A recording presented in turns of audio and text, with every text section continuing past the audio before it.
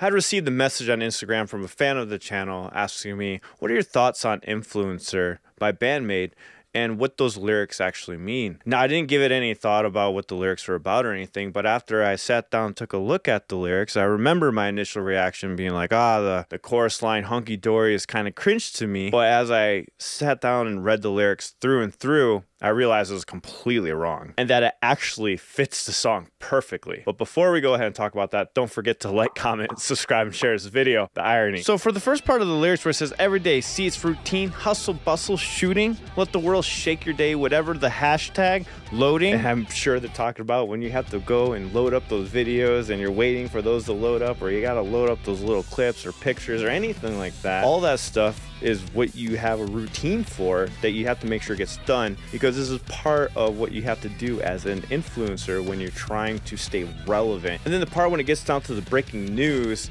that really kind of hit me hard thinking about that, because I do a podcast with Wave Potter, Ryan Meir, and Champa Medium called Gaijin Guys, where we talk about Japanese music news. You are at the whim of the news, right? You have to have a band that's relevant. And of course, BAND-MAID is very relevant along with other bands that we talk about. But this could apply to the niche that you're in.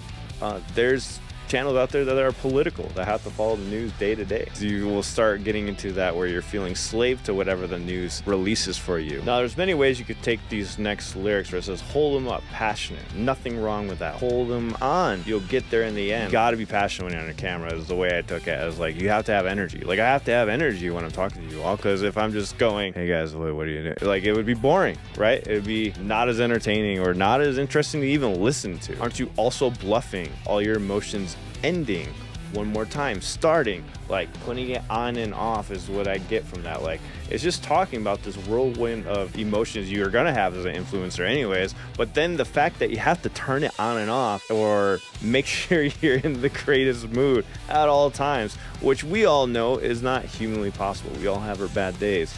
If they want to release content every day, they do have to do some form of, hey, I'm okay. Just like if you were to go to the workplace and you have to put on the smile, right? met and parted. Think it over, get it straight. Rap. Hate will never stop. Can't stand it. Fake crying. And to me, this is just more of the back and forth between those two types of influencers, the ones that have to put on the fake face and really try to be a certain way for the audience, or the other influencer that does act like themselves, but they feel that constant push to keep putting out content at a constant rate so they're not forgotten about. Follow me now, go on, watch, yes, give it a like. Aren't you getting into me? Look at me now, look carefully. Where's the cheat sheet?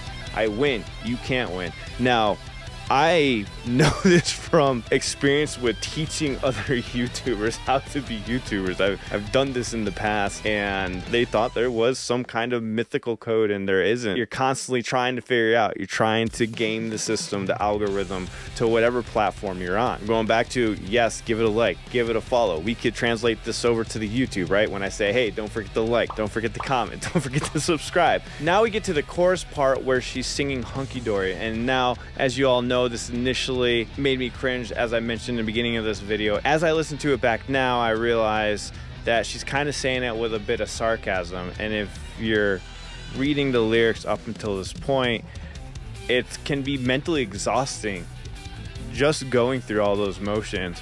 And it's kind of like, yeah, everything's so hunky-dory. I feel like there's a sarcasm in her voice. I could be wrong. That's kind of how I'm taking that meaning of the chorus. Look, this really is the king of filters. Push like, check it out, share, happy, let's dance. Now, she mentions Instagram earlier, and I laughed because there's this thing where there's always a filter that's trending. So I know she's referring to that. I love this rap section because she finishes it off with share, happy, let's dance. And then Misa comes in with this bass. And at first, when I first heard the song, because I didn't know what the lyrics were about, I was like, wait a second.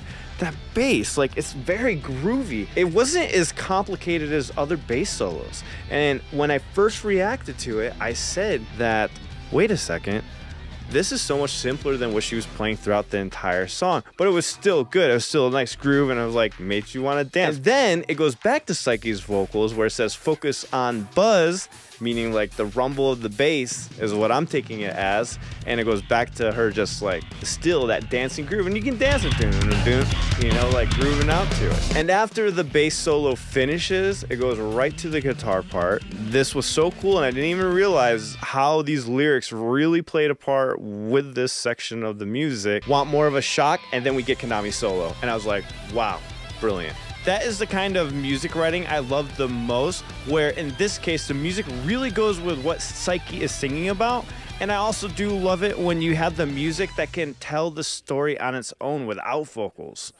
So now at this point, I love it because she's complained about all these influencers, these different styles of influencers, pretty much through the song, but then comes back to say, hey, we're doing the same thing. And she literally calls it out in the song, which is so cool.